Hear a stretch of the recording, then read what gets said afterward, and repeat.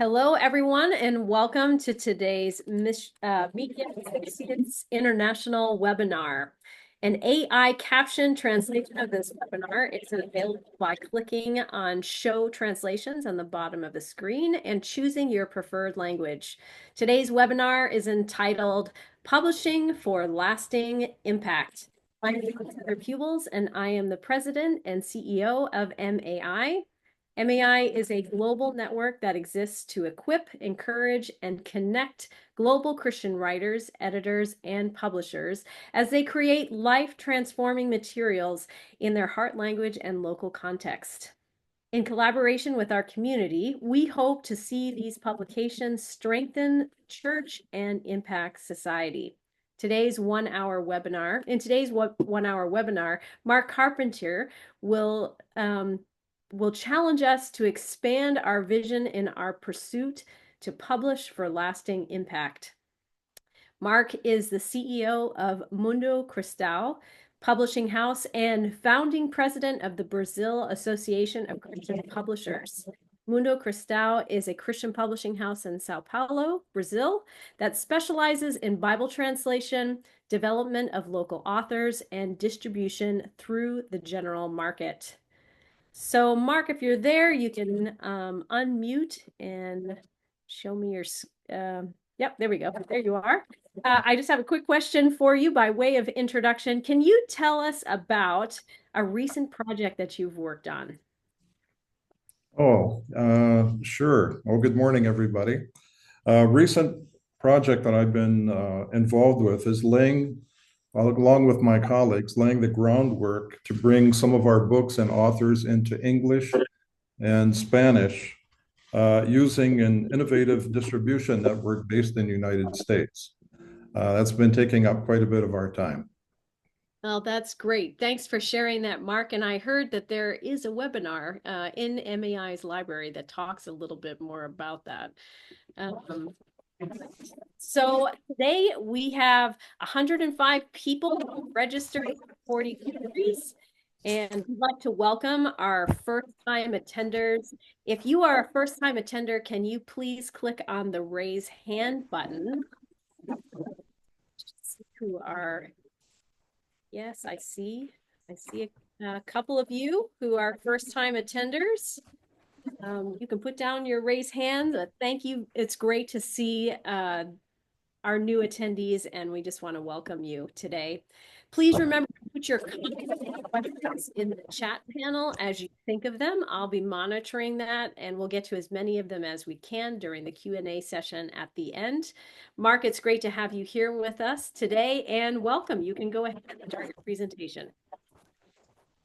Okay, well, thanks a lot. And it's great for me to welcome all of you to this time together that we're going to have here this morning. Well, it's morning here in Brazil, I should say. I'm not sure what part of the day it is for each of you.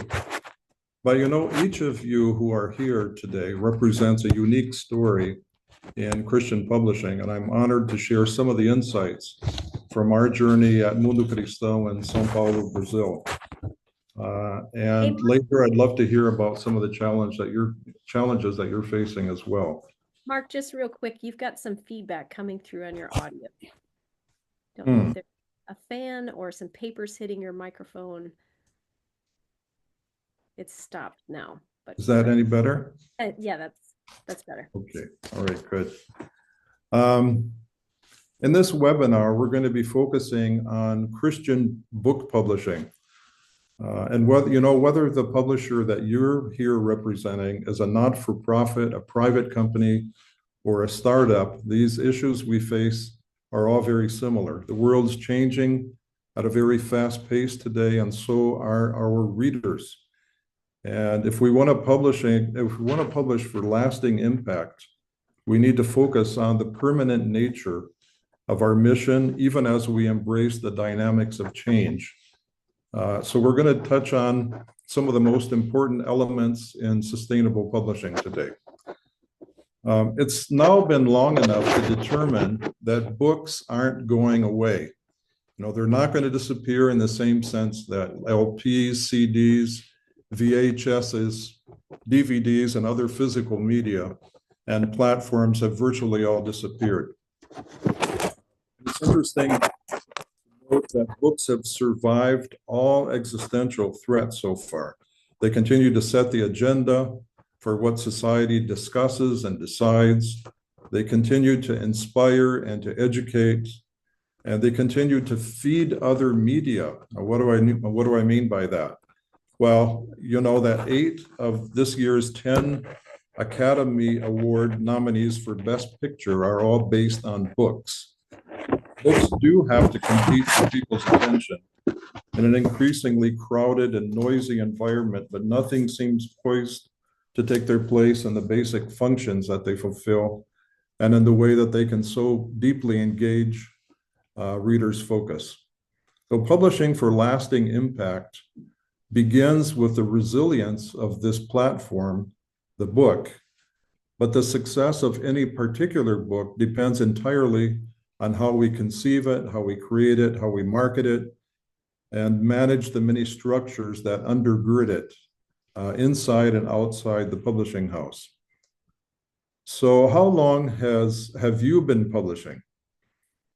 How are you surviving or even thriving today? How do you expect to endure and ensure lasting impact in your own context, in whatever country you happen to be in? Let me begin with a surprising story, at least it's surprising to us, from our recent history. After decades of publishing primarily theological and Christian living books, in 2023, we decided to launch a new line of young adult fiction. This decision wasn't made lightly. It came from carefully listening to our readers and observing market trends. And so we published a book called Corajosas, which means literally brave girls, a work of fiction written by 4 young Brazilian women about traditional fairy tale princesses who happen to be Brazilian girls living in contemporary Brazil.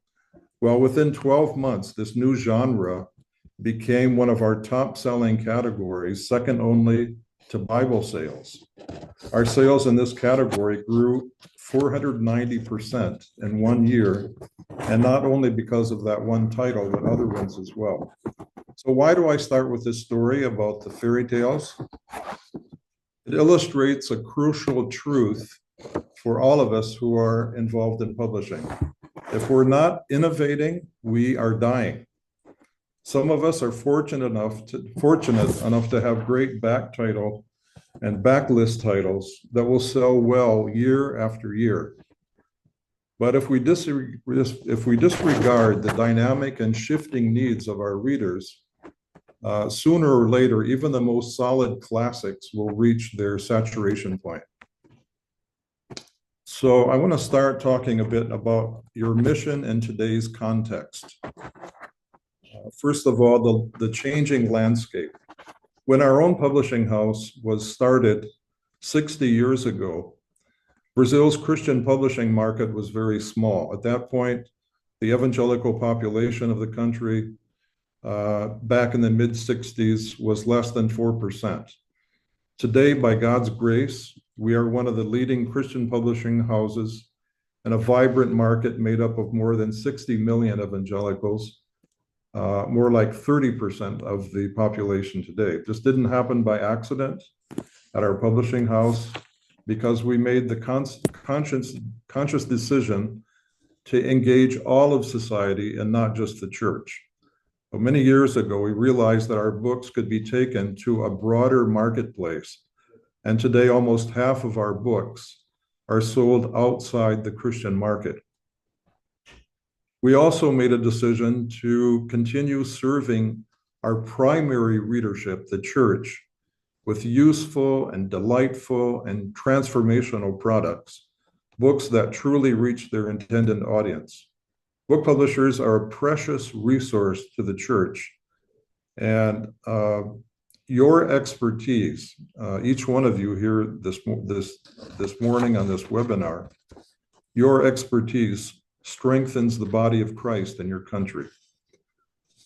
And we made a decision also to participate in the global conversation involving the established Western church by translating their authors, but then also developing some of our own. And I'll talk a little bit more about that a little later on. As you look at your mission in today's context, there's no way around the absolute importance, the strategic importance of the reader in what we do. Understanding our readers and really paying attention to them has been crucial to our success. Instead of creating a book and then trying to find an audience for it, we often start with the reader. What needs do we sense that we can then create a book to address? And so how do we stay connected with readers? Through regular social media engagement and monitoring, through Instagram, Facebook, LinkedIn, TikTok, X, and others, through close relationships with bookstores, Christian and secular, who provide direct feedback from readers, through careful analysis of reading trends and market data. In Brazil, we do have Nielsen BookScan. I know that there are a number of countries that don't have that, but you have other ways of determining what reading trends are, watching the bestseller lists, for example, and watching market data. We stay connected by prioritizing empathy with our readers' needs and challenges, often answering questions from individual readers on social media, letters, news, emails, and so forth. And in order to be fully accessible to our readers, our books are available as ebooks and audiobooks as well. Another part of what we need to do is to consciously build for impact. So as we look at the actual books that we publish, our content strategy, we focus on several key elements. First of all, even though the backlist is not all that you should do, it is a critically important part of your content. So a strong backlist foundation. From the early days of our publishing house, way back in the late 60s, we have published Bibles. Today, we still carry basic text Bibles, as well as study and devotional Bibles. There will always be a market for print and digital Bibles, and they're our most important backlist products. The founder of our publishing house, Peter Cunliffe, still living today at 93 years old in California, says that every Christian publishing house should have at least one Bible in its catalog. Regular updating of other classic titles to maintain relevance.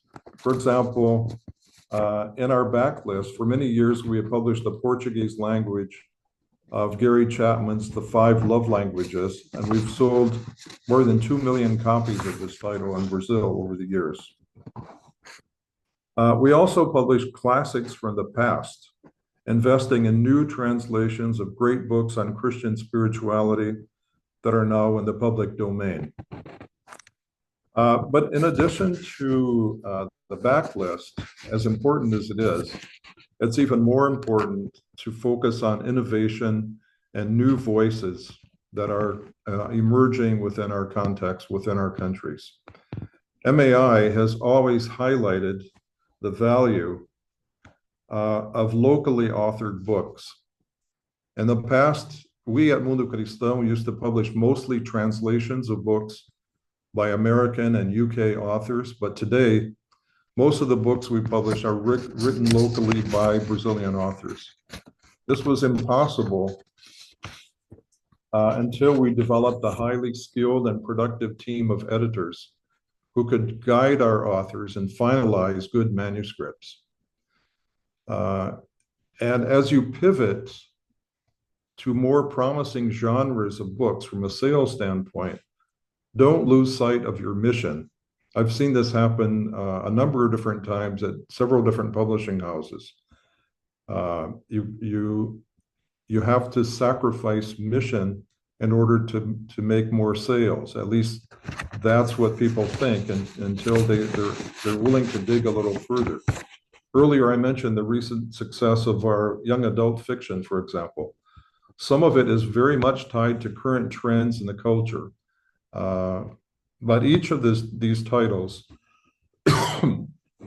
each of them features not only a dramatic storyline, but a natural and implicit Christian worldview as well, that is relevant to the plot and the characters. So what we've discovered is that a novel for 14-year-old girls can be just as transformational as the latest N.T. Wright thesis that's published for a different audience. So I would say actively search for diverse authors and perspectives and scan your cultural horizons for an idea whose time has come. How will you recognize that? Another thing that we have done occasionally, at least once every year or two, is to publish a prophetic book that challenges the status quo. Over the last year, for example, we published one book called Churches That Silence Women by a Brazilian pastor. And we have, being prepared now, a book on the polarized church, talking about the more recent phenomenon of political polarization and also theological polarization, ideological polarization within the church, and how that is threatening the faith and the life of the church itself. These sorts of prophetic books help the church to develop an agenda and a way for approaching the subject with their congregations. We have found that it's necessary for us to avoid any sort of political and theological extremes, which can alienate significant parts of our readership. That's very hard to do today with more and more readers going to some of these extremes. The other thing we can't ignore, in speaking about effective publishing, is the importance of excellence in design and presentation. To the reader, who is becoming more and more sophisticated because of his or her exposure to social media, the excellence in design and in production signals that care has most likely been taken with the editorial content as well. And finally, and I have to mention this, we have found it necessary to begin developing a policy for use of artificial intelligence. And many of us, as I talk to other publishers, many of us are shocked at what it can do, but we need to learn what it can't do. So it doesn't need to be a threat, and the most innovative amongst us will positively exploit its best features. As we build for impact, the other important thing that we need to discuss is the element of people and partnerships. So first of all, starting with team development, we have found it absolutely critical to hire talented and especially self-motivated individuals. We need to create a corporate culture, and I think that we've enjoyed moderate success at this, in creating a corporate culture where disagreement is welcomed. You get a group of creative people in a meeting to decide about acquisition of a new title or design of a new book, or even the implementation of a new line of books.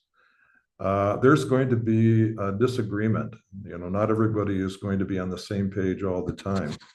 So if you can create a corporate culture where that kind of disagreement is welcomed, and productivity is rewarded and innovation is encouraged, then that helps people express some of their best ideas. In team development, we have also found it necessary now in post-pandemic days to balance remote and in-office work as effectively as we can. Another thing that I have been sort of challenged to pay more attention to recently is the need for celebrating achievements. So a culture of regular celebration of accomplishments and achievements of your staff. In talking about people and relationships, the other thing that's absolutely critical is the area of author relationships. So the need to sustain a close partnership with authors throughout the entire process of producing a book and then of marketing a book. So for us, that has looked like the need to negotiate fair contracts, to openly discuss cover art and marketing plans with them. In the past, that you could get away with just simply saying that your marketing team is the experts and not really welcoming that much input from the authors. We have found that that has changed dramatically as people have become much more aware of what's out there, much more sophisticated in their taste because of their exposure to social media. Authors want to openly discuss cover art and marketing plans with them as well. We need to give them a good book release platform. So the first few actions over the first few days and weeks after a book has been released have to give the author as much public exposure as possible. And as a publishing house, you're responsible for that. We also need to pay their royalties on time to help them develop their social media presence and even their presence on the national speaking circuit as well. We shouldn't forget that our job is to intermediate that relationship, the relationship between authors and readers. And we as publishing houses are at our best when we're serving each one of those two groups well. I remember when I was first hired many years ago as a book publisher, my boss told me that my job was not to have the spotlight on me, but to help focus that spotlight on our authors. I've never forgotten that. And I think that that's critical insight into the way we run our publishing houses. We need to be focusing on our books and authors, not necessarily on ourselves. In the area of author relationships as well, I would say we need more so than ever today to focus on diverse voices and perspectives. Who are the minority voices within your context? Who has something new to say that's going to challenge the establishment? Who can provide an alternative viewpoint that may help readers seek new kinds of growth, maturity, and transformation? And I would say also the need for to not overlook the need for long-term relationship building with your authors. Develop deep relationships by serving your authors with a long record of promises that are kept, an excellence in all phases of the work, and a sense of true partnership and furthering your shared causes. In addition to a content strategy and building for impact, it's become clear to me over the years that we need to focus on the sustainability of our enterprises even from a practical and logistical standpoint. And I would start off talking about financial health as an actual ministry within the publishing house and in fact within the church itself. And financial stability isn't just about profits, it's ultimately about sustainability for mission. We learned this during Brazil's many economic crises, including hyperinflation back in the 1990s which reached over 1,000% a year in Brazil, and which forced many magazine and book publishers to close down. Good financial management in publishing is always a challenge, because in publishing, and some people call publishing a cash poor business, because we often need to pay upfront expenses for many weeks or months before the revenue begins to come in. And to know how to handle that, and how to keep tabs on cash flow management is absolutely critical for the way we look into the future, the way we invest and plan for the future. All of the decisions that we make have to reflect not only the mission of our organization, but also whatever we can do to maintain the profitability of the organization as well. Financial health enables ministry survival, ministry expansion, and innovation itself. The concept of innovation within editorial, within design, within marketing, requires financial flexibility. What we have found also is that all of our leaders, not only leaders within the controller's office, within the finance office, but all of our leaders in marketing and sales and production and editorial must be actively involved in the financial strategy, not just the CFO. And that brings me to leadership for the long term. As we look at the overall subject of sustainability, leadership for the long term. I'm convinced that as leaders in publishing houses, which are part of the culture of our countries, we need to cultivate our own broad and eclectic interests that connect us to the worlds of our readers. So as a publishing executive, as an editor, as a publisher, as a marketing person, even as an author, what are you doing to cultivate eclectic interests? How are you becoming aware of what's happening in areas around you involving the entire culture of your country? We need to do that in order to connect us, to keep us connected with the worlds of our readers, in order to enable us to recognize points of relevance. What are we going to be publishing about if we don't understand what our readers are consuming, what they're interested in? I'm convinced that we need to cultivate these interests in order to enhance our position as protagonists on the cultural scene. A publishing house in a country is a force for cultural change in that country. How are we recognizing that? How are we enhancing our position as cultural protagonists within the church on the cultural scene? For example, I would ask you, do you know what the #1 hit song is in your country this morning?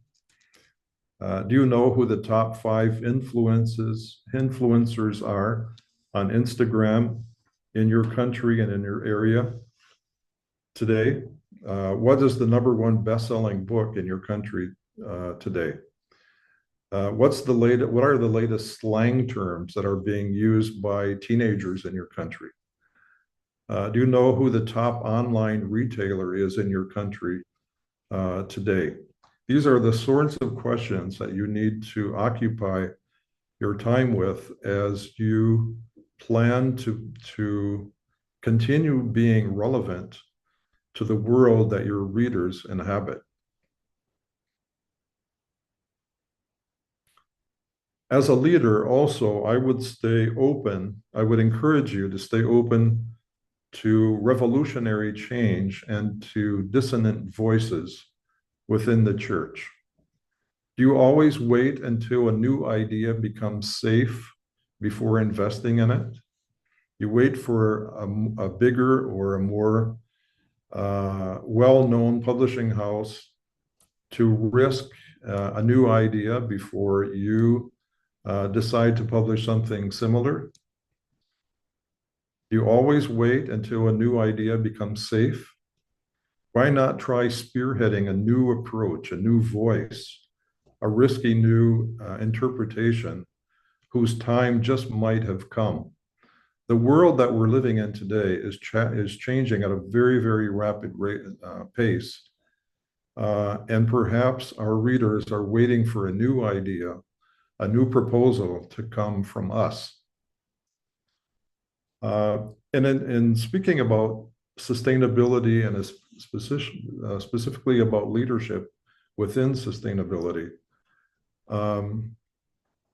we need to talk also about developing future leaders. This is the greatest test of your own leadership. Can you identify and equip your leaders for success?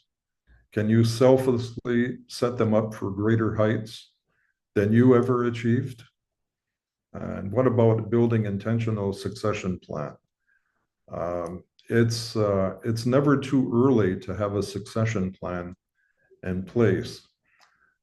In fact, it's a little arrogant of us, at whatever age we happen to be at, to assume that we're going to be doing this forever. So even when you're in your 30s, in your 40s, it's not too early to have a succession plan in place. So just in general, and wrapping up now, I'd like to remind you that Scripture says that we should not conform to the pattern of this world, but be transformed by the renewing of your mind. That's in Romans 12:2.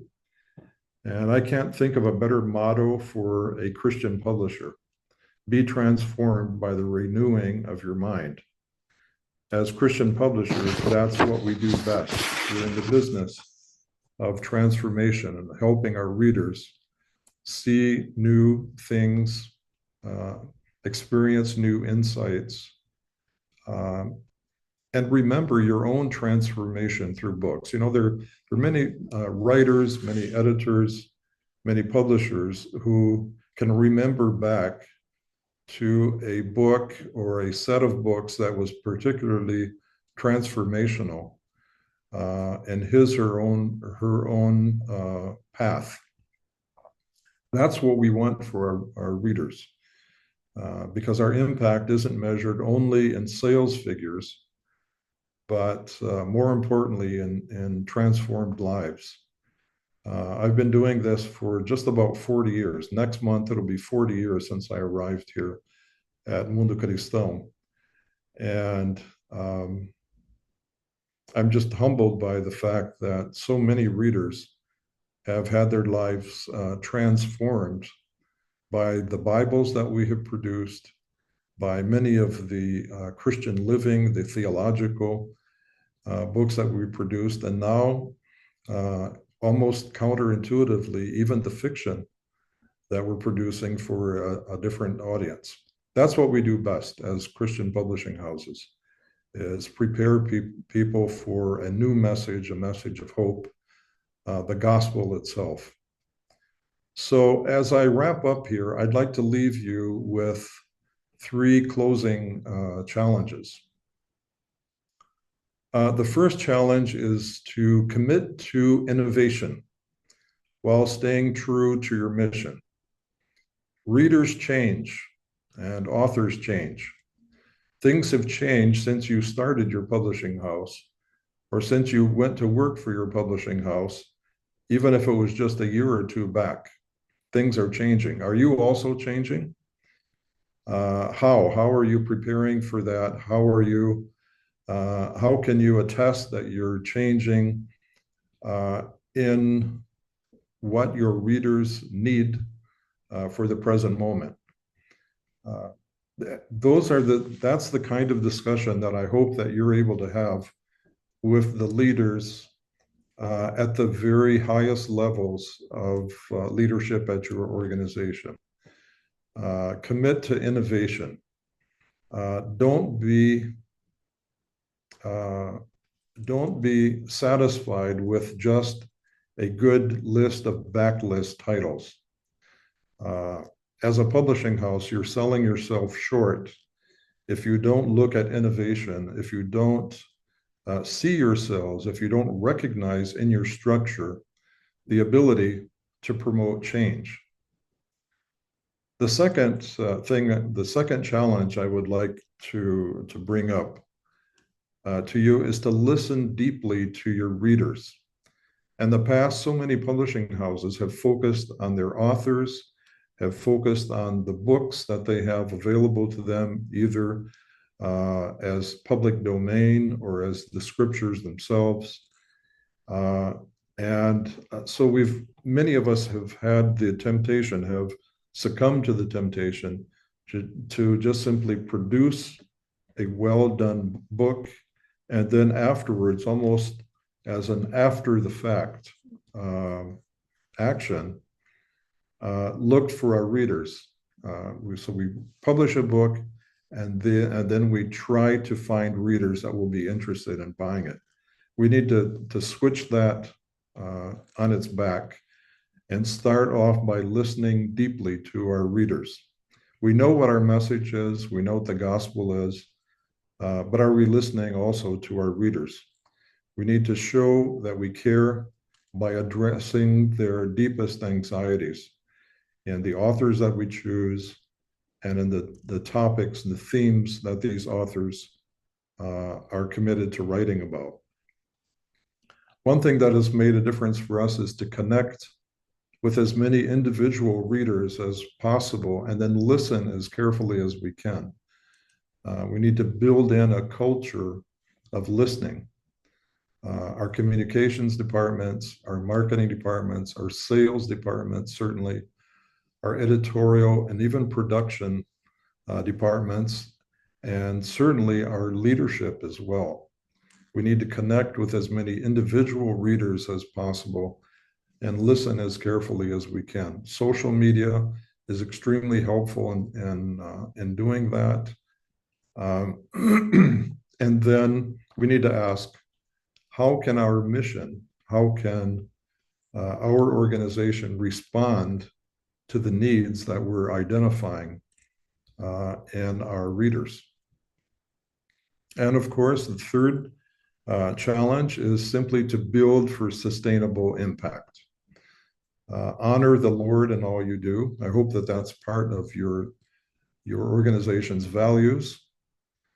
And shift the spotlight away from yourself and toward your authors and readers. Allow them to shine.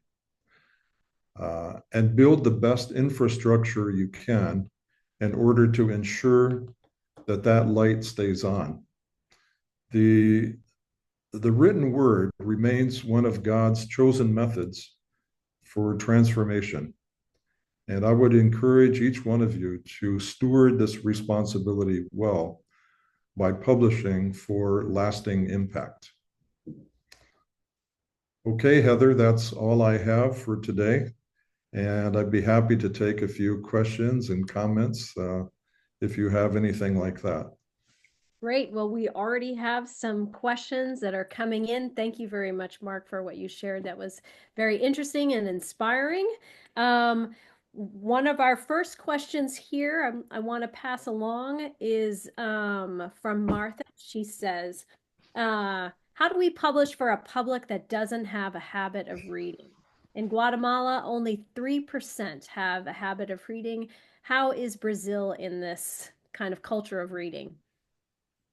Okay, Brazil also has a low percentage. There was a recent poll that came out. It was just published within the last month that revealed that only 19% of the population has bought a book within the last year. That's lower than it used to be. And from what you're saying, in Guatemala, it's even lower than that. I think that we need to start off with the readers that exist, the readers that we do have. How do we find them? And how do we ascertain what interests them? How can we best serve their needs? And of course, if you're looking at children, for example, there are books that you can publish that don't require reading, books for very young. So I know that in some countries, there's a focus on children's publishing and sometimes just picture books, Bible story books, very simply done, that can begin to nurture a community of young readers. Certainly, you have university students, you have people who are in the workforce, people who are literate. I would say maybe begin to focus on those people. Some will be within the church, some are not in the church. But I would say, without knowing the particulars of your situation, begin focusing on the people, on the readers that are there. Even 3% of the population of Guatemala may be enough to sustain a publishing house. Who knows? You'd have to do the economics on that. But that's where you start, with the people who are readers, and perhaps build from there once that's in place.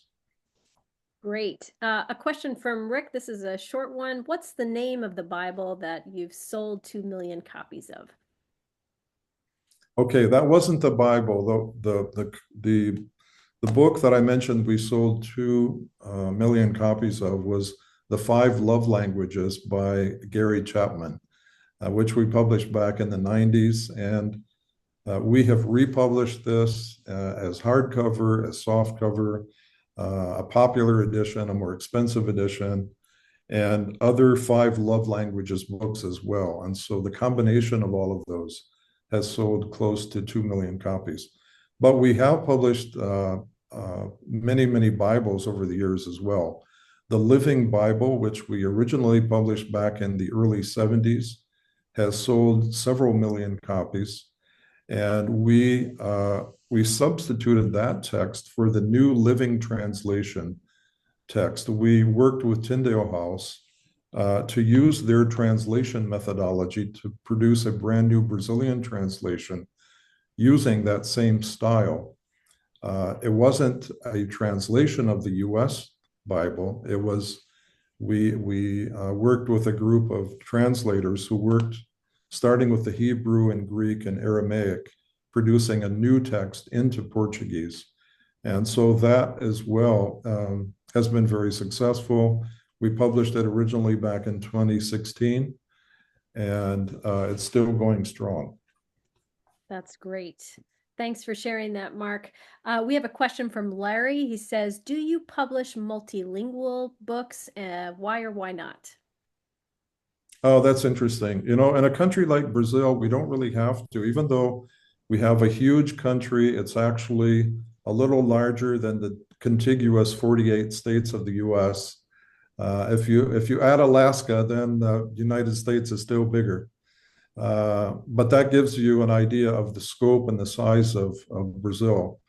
There are many countries that of this size that have many, many different languages, like India, for example, and a number of other countries in Africa also. But in Brazil, 99% of the population speaks Portuguese. And so we don't feel any need to publish multilingual books within the country of Brazil. There are a few very small publishers that are committed to publishing into some of the indigenous languages in Brazil, up in the northern Amazon areas and other areas. But that's not our case. I think that there is a case to be made, though, in countries where there are a number of primary languages being spoken for multilingual editions. And I mean, I can't say too much of this about this without knowing the specifics of the situation. I'm just responding basically because of Brazil. In the future, as English becomes even more well used than it is today, that would be a possibility too. There are some poetry books that I've seen in Brazil, for example, that have English, the original English on one page, and then on the facing page, the translation into Portuguese. But those are usually very specialized for academic audiences. Not sure I answered your question, but that's our experience. Yeah, that's great. Thanks, Mark. I know that I've heard in some contexts, people have done Bibles with the original Hebrew, Greek, and Aramaic text on one side, and then the local language or whatever on the other side in order to kind of bring people back to the original language as well. That's Um, right.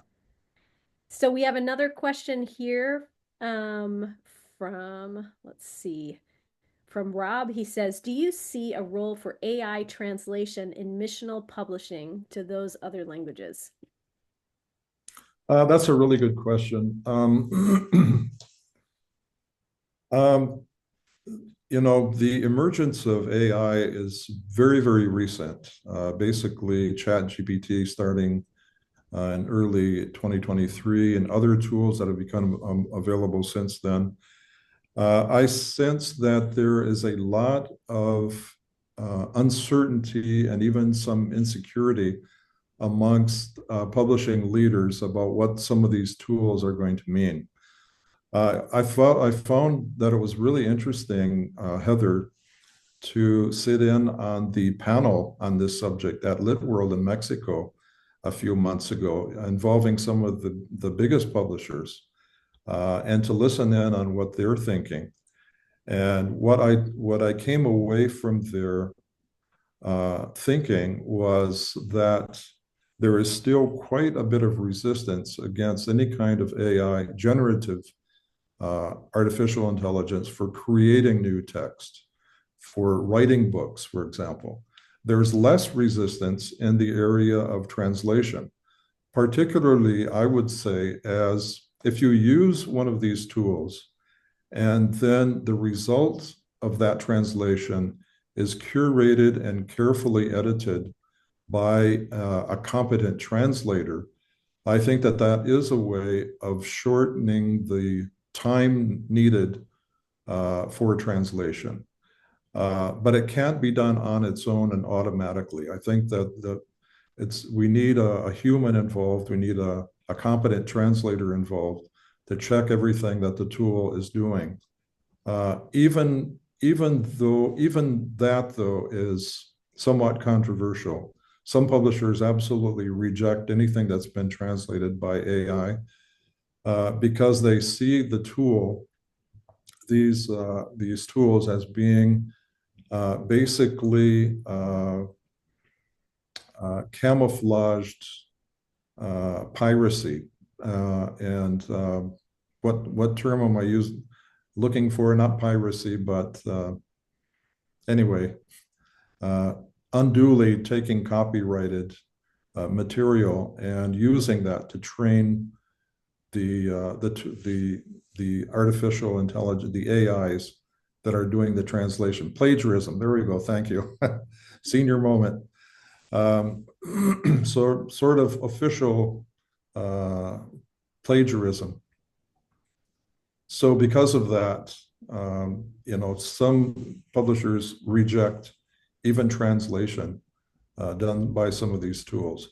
But I think the resistance is going to decline, especially as human translators can attest for the quality and as also they can change anything that the tool didn't get quite right. So I would say that in general, I feel that there is a lot of resistance towards generative AI creating new text for sale to the public. And there's a lot less resistance for using the tools of AI for marketing use, for writing back cover copy, for example, for writing even author contracts, and many other things that are sort of tangential and marginal to the content that we produce and sell. All this is changing very, very rapidly. And the answer I just gave you probably will be completely wrong about 12 months from now. That's great. Thanks, Mark. Another question here from Julius. He says, any suggestion on how to sell and survive in a market that has 1% confessing evangelicals amongst 75% Roman Catholics and a country population as big as Chicago, around 2.7 million? Yeah, if you have that many evangelicals and Catholics, it sounds like it's already a majority of the population. I'm not sure I understood the numbers right, but it sounds like it between Catholics and evangelicals, you already have a majority of your population. Once again, I would start by listening very carefully to your readers. What is your mission? Why have you set up as a publishing house in that particular area of the world? And based on that, listen to what your readers need. And listen very closely to what they're saying, what their needs are, and begin to craft a publishing philosophy based on those needs.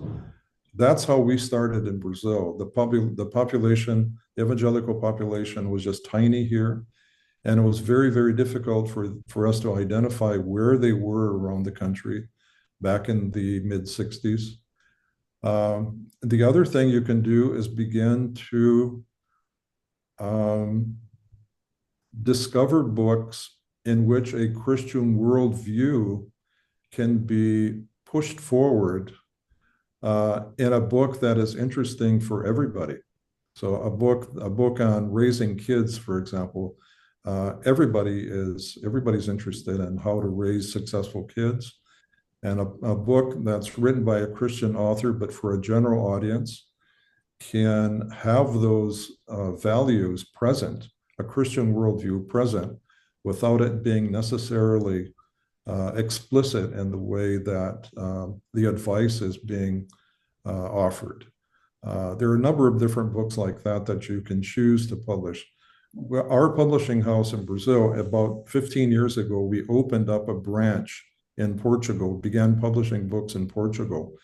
The situation in Portugal is very similar to what you described, less than 1% evangelical in Portugal. So the acquisition we had to do for the Portuguese market, which is fairly literate and sophisticated from a publishing standpoint, were books by Christian authors for non-Christian audiences. And that seemed to work well for us for a while. That's great. We have another question here from Dorothy. She says, thank you for your very insightful and relevant talk. As a publisher, how do you identify and develop new writers? Would you take a chance on someone who has never been published? Definitely. Our catalog is full of people like that. Full of first-time authors. And there are a number of different ways that you can find people like that. First of all, I don't know what country you're coming from, you're speaking from, but look at social media. Look at people who are already developing a voice for Christians in social media. A Christian influencer, for example. I mean, why are they influential? What sorts of topics do they cover that make them influential? Can some of that be transformed into a book project? And that author might need some help from an editor at the beginning, might need some training. But we have experimented with several influencers that have become successful authors. Other people have had success with looking at periodical or blog publishing. Sometimes you can spot a really good writer just from an article that they've written, 2 or 3 pages, or a blog post. Sometimes you can identify somebody who has a lot of talent, even through a small piece of literature that they've done. And so you can talk to them about the possibility of contributing to a book, maybe, or writing a book chapter, and maybe ultimately even writing a book itself. We had limited success with new authors until we began to invest in a really talented, skilled, and productive editor, uh, and ultimately a team of editors. So the editors are they're well versed in the talents necessary for somebody to produce an excellent book. And the best editors can actually act as coaches to new writers who are just starting off. I hope that helps, but I would have to look again at the specifics of your situation. We have one more question, and then I think we're going to need to wrap up. From Rick, do you publish a study Bible that you developed in with original Portuguese content? So directly, not translated from English, I'm assuming. Yeah. Your New Living Translation, correct, is Yeah, we've done a number of study Bibles here over the years. Some of them have been translated, like the NLT Study Bible we've published in Portuguese, about 2,300 pages. It's a huge Bible. We've also recently done the Filament Bible in Portuguese, which is a combination of a text Bible plus an app that goes with the Bible. You just simply scan the page that you're reading, and the study notes and reflection notes and videos come up. We just published it about 2 months ago, and it's been successful. But we did do about 4 or 5 years ago, we did do a study Bible that was completely written by two of our editors. They compiled all of the notes, they wrote and compiled all of the notes. And we have another study Bible that's in the works now by a Presbyterian professor, well-known pastor, and we'll publish his study Bible within the next couple of years. all right. Heather, Ramon sent me a question from